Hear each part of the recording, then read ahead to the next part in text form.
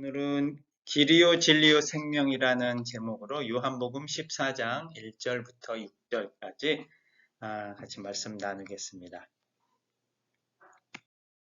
1절부터 6절까지요. 한번 읽어보겠습니다. 한 절씩 나눠서 읽을게요.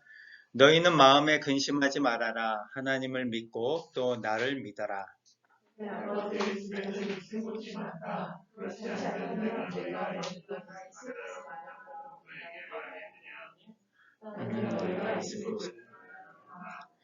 내가 가서 너희가 있을 곳을 마련하면 다시 와서 너희를 나에게로 데려다가 내가 있는 곳에 너희도 함께 있게 하겠다.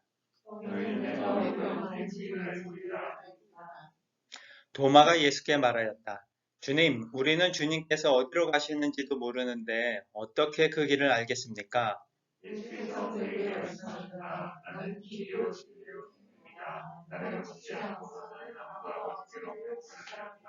네. 오늘 여기 본문 말씀은요, 특히 1절, 2절, 3절, 4절은 어느 특정한 때 좀 많이 인용이 되는 구절이에요. 대체로 아마 장례식장 같은 데서 아마 그 예배 드릴 때 이 본문들을 좀 많이 들어보셨을 것 같은 생각이 들어요. 그래서 2절, 3절이 이제 좀 그런 장례식 때 많이 인용이 되는 구절이기도 한데 어떻게 보면 사실 그런 의미로 예수님이 말씀하신 것은 아니어서 저희가 오늘 본문의 말씀을 같이 나눠보면 좋겠습니다. 1절에 보면 너희는 마음에 근심하지 말아라. 하나님을 믿고 또 나를 믿어라 라고 말씀하고 계십니다. 14장 저희가 읽을 때 사실 13장의 내용도 같이 생각하면서 읽어야 되는데 너희는 마음에 근심하지 말아라 라고 예수님이 뜬금없이 14장 1절을 시작했지만 사실 이게 다 13장에 연결되어 있는 부분을 생각하면 왜 마음에 근심하지 말아라 라고 하는지를 우리가 알 수 있을 것 같아요. 13장에 보면 이제 유다가 나간 뒤에 예수님이 말씀을 하세요. 유다가 자기의 목적을 이루기 위해서 나간 이후에 예수님이 말씀하시는데 이제는 인자가 영광을 받았고 하나님께서도 인자로 말미암아 영광을 받으셨다라고 말씀하시면서 33절에 어린 자녀들아 라고 제자들을 어린 자녀로 비유하세요. 그래서 나중에 14장 후반부에 가면 너희를 고와 같이 내버려 두지 않겠다라고 말씀하시면서 이제 자녀로서 이제 취급하시고 대하는 모습을 좀 볼 수가 있고요. 33절에 아직 잠시 동안은 내가 너희와 함께 있겠다. 그러나 너희가 나를 찾을 것이다. 내가 일찍이 유대 사람들에게 내가 가는 곳에 너희는 올 수 없다 하고 말한 것과 같이. 그리고 36절에는 시몬 베드로가 예수님에게 이렇게 물어봅니다. 주님 어디로 가십니까? 지금 나는 너희에게도 말하여 둔다라고 예수님이 어디를 가신다라고 제자들에게 계속 얘기를 하세요. 그런데 문제는 어디 가는데 그동안 3년이 넘도록 같이 따라다녔던 제자들한테 너희가 이제는 따라오지 못할 것이다 라고 얘기를 하는 거예요. 너희가 올 수 없다라고 하니까 제자의 입장에서는 좀 이상한 거죠. 그 소리가.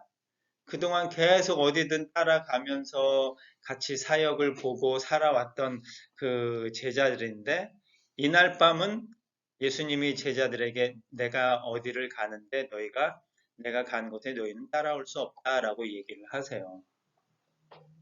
그러니까 제자들의 마음속에 여러 가지 생각이 다 드는 거겠죠. 도대체 어디를 가시길래 따라올 수 없다고 하시지? 그래서 결국 베드로가 물어봅니다. 주님 어디로 가십니까? 라고 물어보니까 예수님이 베드로에게 뭐라고 답하시냐면 내가 어디로 간다라고 얘기를 안 하시고 네가 나를 3번 부인할 것이다 라는 그런 얘기를 하시면서 13장이 끝이 납니다. 그리고 14장 넘어오면서 예수님이 근심하지 말라고 하시는 거예요. 너희는 마음에 근심하지 말아라. 제자들이 많이 근심하는 모습이 보인 거죠. 예수님이 어디 가신다고 얘기하는데 따라올 수 없다라고 얘기하니까 제자들이 근심하는 표정을 짓고 근심하는 서로 얘기를 하니까 예수님이 근심하지 말아라. 왜냐하면 하나님을 믿고 또 나를 믿어라 라고 얘기를 해 주십니다. 어, 어린 자녀와 같이 대하시는 그 예수님인데 사실 엄마의 입장을 어린 자녀를 놔두고 어딜 간다는 게 마음이 쉽지 않잖아요. 우리 어머니 되신 분들 몇 분 계시지만 사실 어린 자녀를 두고 어디 간다는 게 마음이 안 놓이는데 예수님이 그런 마음이실 거예요. 분명히 어린 자녀라고 제자들을 이날 밤은 특히 제 자녀라고 부르고 있는데 어딜 가시면서 같이 데려가지도 않으시면서 올 수 없다라고 하니까 제자들의 입장에서는 너무 근심할 수밖에 없고 하지만 예수님은 그 어린 자녀와 같은 제자들 그냥 놔두고 혼자 가실 분이 아니라는 것을 잘 알고 계셔서 하나님을 믿고 또 나를 믿어라라고 이렇게 좀 근심하는 제자들에게 위로의 말씀을 하세요. 그러면서 2절에는 내 아버지의 집에는 있을 곳이 많다. 그렇지 않다면 내가 너희가 있을 곳을 마련하러 간다고 너희에게 말했겠느냐? 나는 너희가 있을 곳을 마련하러 간다라고 2절에 말씀하는데 내 아버지의 집에는 있을 곳이 많다라고 얘기를 합니다.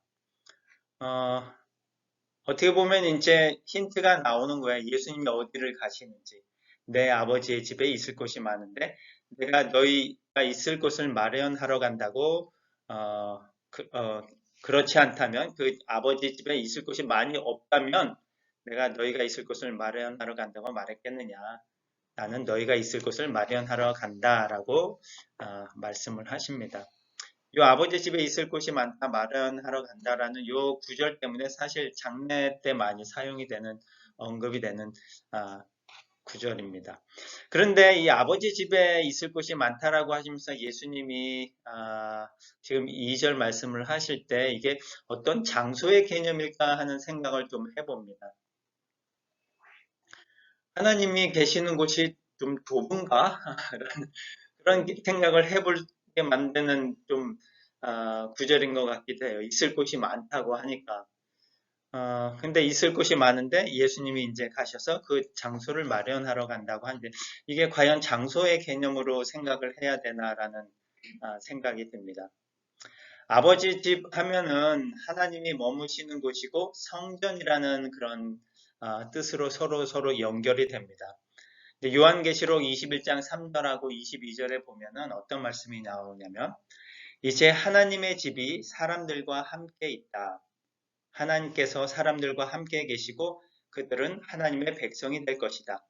하나님이 몸소 그들과 함께 계셔서라는 그런 말씀 있고요. 22절에는 나는 성 안에서 성전을 보지 못했다.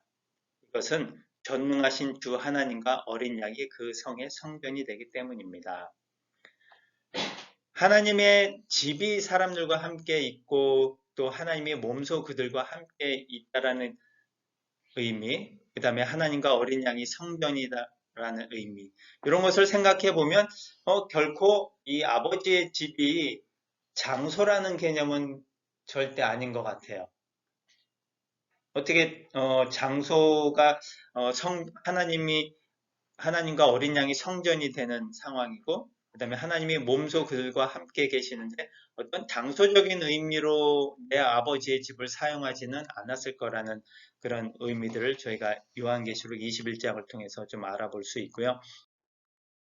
근데 그 2절 후반에는 나는 너희가 있을 곳을 마련하러 간다라고 얘기를 하십니다. 그러면서 이제 궁금증이 폭발하게 되는데 과연 어디로 가시는가라는 거에 대한 제자들의 궁금함에 대해서 예수님이 이제 어느 정도 좀 얘기를 하고 계시는 거예요. 그래서 너희가 있을 곳을 마련하러 간다라는 그런 의미가 사실 장소라는 개념보다는 우리가 하나님과 함께 거한다라는 그런 관계의 개념으로 우리가 2절을 한번 생각해 보면 어떨까 하는 생각이 듭니다. 아버지의 집에 있을 곳, 우리가 뭐 앉아 있거나 서 있거나 할 그런 장소라는 개념이 아니고 하나님과 함께 또 성전이 되신 예수님과 어린 양 예수님, 하나님과 예수님과 함께 할 수 있는 그런 교제와 관계를 나눌 수 있는 곳이라는 개념으로 우리가 이 2절을 생각해 본다면 예수님이 지금 이 말씀하시는 2절은 십자가의 일을 통해서 하나님과 우리를 화목해 하시려는 그런 의도를 갖고 말씀하시는 내용이고, 에베소서 2장 16절을 통해서 보면 십자가로 그들의 적개심을 죽이고 둘을 한 몸으로 만들어 하나님과 화해시키기 위한 것입니다. 라는 그런 의미로 봤을 때, 이제 내일이면은 십자가에 달려서 죽으셔야 되는 그 예수님이 이 말을 일단은 가장 가까운 시점에 의미를 갖고 얘기하셨을 것 같아요.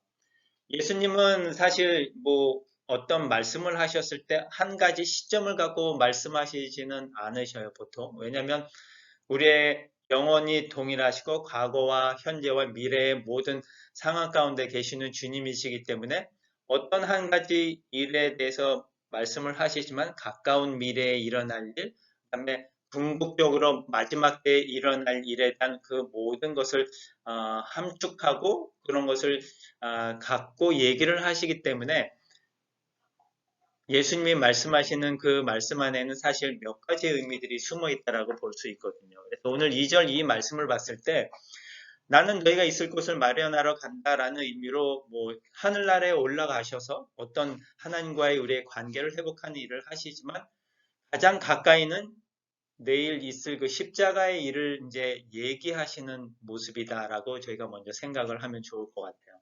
그래서 십자가의 일을 통해서 우리를 화목해 하시려는 그런 의미로 아버지 집에 가고 그곳에서 너희를 위하여 있을 곳을 마련하는데 그 마련하는 일이 십자가의 일을 통해서 하나님과 우리를 화목해 하는 일이 바로 우리가 있을 곳을 마련한다는 그런 의미로 우리가 이해를 하면 2절에 대한 내용을 좀 더 자세하게 좀 깊게 생각할 수 있을 것 같습니다. 3절을 보면 내가 가서 너희가 있을 곳을 마련하면 다시 와서 너희를 나에게로 데려다가 내가 있는 곳에 너희도 함께 있게 하겠다라고 말씀하세요. 그래서 여기 중간에 다시 와서 너희를 나에게로 데려다가라는 그런 말씀을 하시는데 그냥 1차적으로 저희가 딱 생각하기에는 재림 때 오시는구나 라는 생각이 제일 먼저 들어요. 하지만 좀 전에도 말했지만 예수님이 하신 말씀은 시점이 결코 하나가 아니라는 거죠. 예수님이 우리와 같은 시간 속에 살아가는 주님이 아니고 시간을 창조하신 주님이고 시간을 다 움직이시고 또 시간을 주장하시는 분이라면은 어제와 오늘과 미래에 영원히 동일하신 분이라면 몇 가지의 그런 시점을 갖고 우리는 이해를 해야 된다라는 부분을 생각해 볼 때 다시 와서 너희를 나에게로 데려다가라고 할 때 분명히 재림 때도 맞지만 일단은 가장 가까운 때를 우리가 먼저 생각해 보고 그러면서 좀 더 먼 때를 생각해 보면 좋을 것 같아요. 그래서 사실 한 세 가지 경우로 이 다시 오신다라는 의미를 생각해 볼 수 있는데 가장 가까운 거는 십자가에 죽으시고 나서 부활하셔서 제자들에게 오신 게 제일 가까운 거죠. 그리고는 성령님을 보내셔서 성령님을 통해서 우리에게 오신 게 두 번째로 가까운 거고 그리고 마지막으로는 재림 때 우리에게 오신다라는 그런 의미가 있는 거죠. 그래서 부활 때이든 성령님을 통해서든 재림 때이든 우리에게 오시는 그 예수님이 오셔서 우리를 데려다가 예수님이 계신 곳에 우리와 함께 하시겠다고 약속의 말씀을 하십니다. 14장 이제 후반절 부분에 보면은 내가 아버지께 구하겠다. 그러하면 아버지께서 다른 보혜사를 너희에게 보내셔서 영원히 너희와 함께 계시게 할 것이다. 18절에 나는 너희를 고아처럼 버려두지 아니하고 너희에게 다시 오겠다. 조금 있으면 세상이 나를 보지 못할 것이다. 그러나 너희는 나를 보게 될 것이다. 그리고 18절, 19절은 좀 부활이라는 의미하고 되게 좀 가까운 거죠. 조금 있으면. 물론 이 조금이라는 의미가 우리에게는 사실 뭐 하루 이틀의 의미가 될 수도 있지만 예수님에게는 사실 뭐 재림 때까지의 시간도 될 수 있어요. 하지만 고아처럼 버려두지 않고 조금 있으면 와서 우리를 돌보시고 또 우리에게 보여주시겠다는 그 말씀을 생각해 볼 때, 우리를 이제 어린 자녀처럼 다루시는 그 예수님의 모습, 어린 자녀를 홀로 두지 않고 또 돌보시려고 하시는 그 예수님의 모습을 저희가 이 14장의 말씀을 통해서 좀 볼 수 있습니다. 그런데 그렇게 말씀을 하시고 나서 4절에 너희는 내가 어디로 가는지 그 길을 알고 있다라고 어, 얘기를 하세요. 사실 아직도 제자들은 몰라요. 예수님이 어디로 가시는지. 그리고 그 길을 모르는데 예수님은 이제 단언하시면서 말씀을 하시고 나서 내가 어디로 가는지 너희는 그 길을 알고 있다라고 얘기를 하세요. 근데 어느 정도 어디로 가는지에 대한 말씀들은 이제 언급을 하셔서 하나님께로 가시는구나라는 그런 생각들은 조금 가질 수가 있어요. 어디로 가는지 하나님과 관계 회복을 위해서 가신다라는 그런 의미를 좀 유추해 볼 수는 있는데 사실 그 당시에 있었던 제자들은 이러한 예수님의 말씀을 이해하기가 사실 쉬운 건 아니었던 것 같아요. 저희야 나중에 이제 이 기록되어 있는 말씀을 통해서 또 성령님의 가르침을 통해서 어떤 말씀을 하시는가 하는 거에 대해서 알 수는 있지만 사실 그 부분을 이해하기가 쉽지 않은 상황입니다. 그리고 그 길이라는 부분이 십자가를 얘기하고 있다라는 것도 그 당시에 있는 제자들은 아직 잘 모르는 상황인 거죠. 왜냐하면 십자가의 일이 이루어지지 않은 상황이기 때문에. 그런데 이 말씀을 듣고 나서 도마가 질문을 합니다. 14장에 세 개의 질문이 나와요. 하나는 도마의 질문이 나오고요. 두 번째는 빌립이 질문을 하고요. 세 번째는 유다가 질문을 합니다. 가룟 유다 말고 다른 유다가 또 있어요. 다데오라고 하는.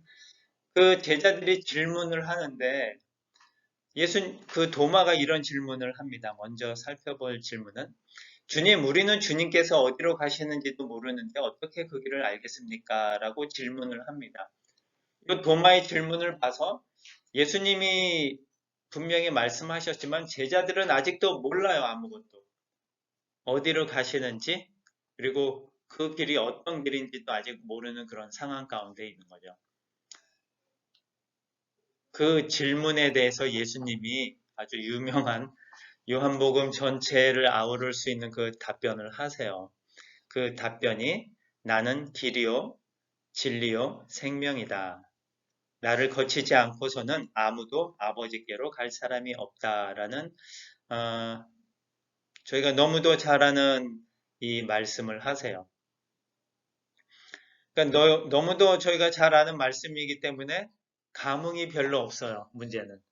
예수님이 길이요 진리요 생명이다. 이게 무슨 뜻이지? 라고 깊이 생각해 볼 겨를도 없이 그냥 내가 아는 말씀이거나 구절이거나 하면서 그냥 넘어가는 게 저희들의 모습인 것 같아요.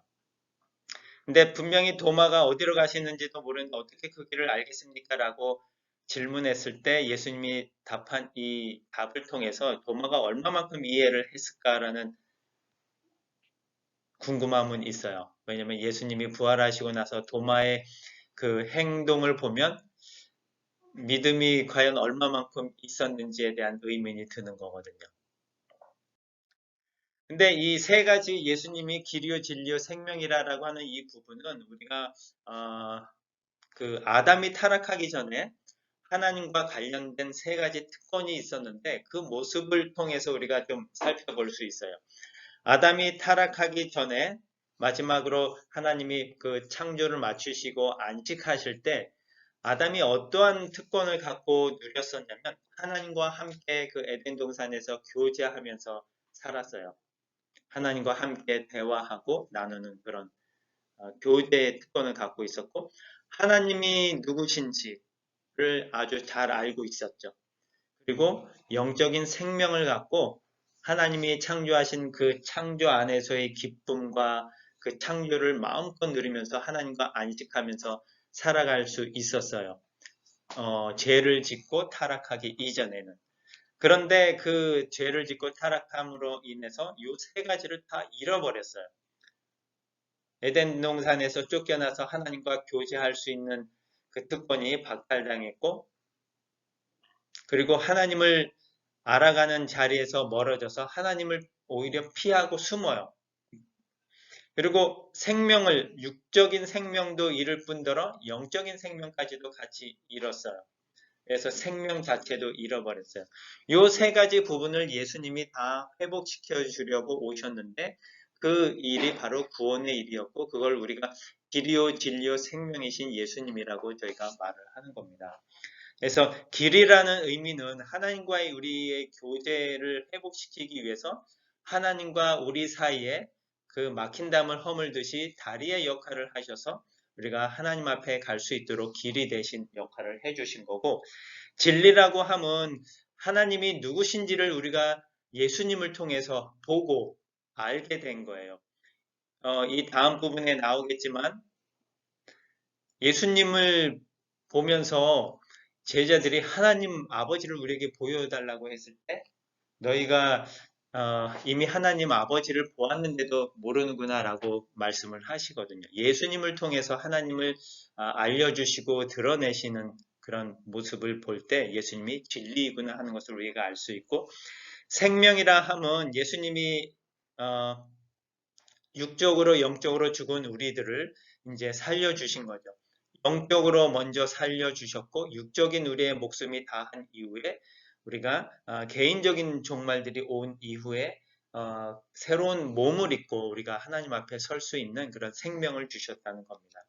그래서 길과 진리와 생명이 되신 이 예수님이 사실 우리의 삶 가운데 중심이 되고 늘 이 예수님을 우리의 마음에 깊이 두고 우리의 모든 삶 가운데 우리의 걸어가야 할 길이나 우리가 무엇을 알아가야 할 때 우리 안에 또 아픔이나 생명에 관련된 일이 있을 때 우리가 예수님을 묵상하며 진짜 나에 가는 이 길을 통해서 하나님과 얼마나 내가 교제하고 나누는 길이 될 수 있는지, 그리고 나의 이 삶 가운데 하나님을 얼마나 알아가는 삶이 되고 있는지, 그리고 나에게 주신 이 목숨이지만 이 목숨 안에 영원한 생명을 주셨는데 그걸 갖고 내가 하나님과 함께 하며 살아갈 수 있다라는 그런 소망, 희망을 가지고 있다면 우리의 삶들이 조금씩 이 땅에서의 삶에서 살면서 조금씩 바뀌어갈 수 있을 것 같아요. 우리의 희망이 없다면 뭐 요즘 젊은 분들 뭐 저도 그렇지만 희망이 없다고 하잖아요. 그 가지고 있는 그 희망하고 지금 우리가 영적인 생명을 가졌을 때 그 희망하고는 완전히 틀린 거거든요. 그들은 바라볼 수 없는 그런 희망을 가지고 살아가고 있지만 우리는 어떤 희망을 가지고 살아가냐면 하나님과 함께 할 수 있는 그 희망을 가지고 살아가는 거거든요. 우리에게 주신 그 생명이 있기 때문에 비록 우리의 목숨이 다하고 시간이 돼서 개인적인 종말이 오고 끝날지라도 하나님과 함께 할 수 있는 그 영적인 생명을 가지고 있고 그 길로 가서 하나님 앞에 설 수 있다라는 그런 희망을 갖고 살아간다면 우리의 현실에서의 삶에서 닥치는 여러 가지 고난이나 어려움들이 있을지 몰라도 그것들을 이겨내고 살아갈 수 있는 힘을 주실 수 있다라는 거죠. 결코 현실에서의 삶이 우리의 전부가 아니기 때문에 그래서 그러한 영적인 생각을 갖고 또 영적인 세계에 대한 관심을 갖고 눈을 열고 살아간다면 우리 앞에 놓여 있는 이러한 현실들이 결코 부정적이거나 아니면 끝이거나 희망이 없는 걸로 보이는 것이 아니라 그것을 이겨내신 그 예수님의 이 말씀처럼 길이요 진리인 생명이신 이 예수님을 우리가 붙잡고 살아간다면 우리의 삶 가운데 늘 희망과 또 소망이 있을 걸로 봅니다. 그래서 이 말씀 붙잡고 또 한 주간 승리하면서 살아가는 여러분 다 되기를 기도하겠습니다. 기도하겠습니다.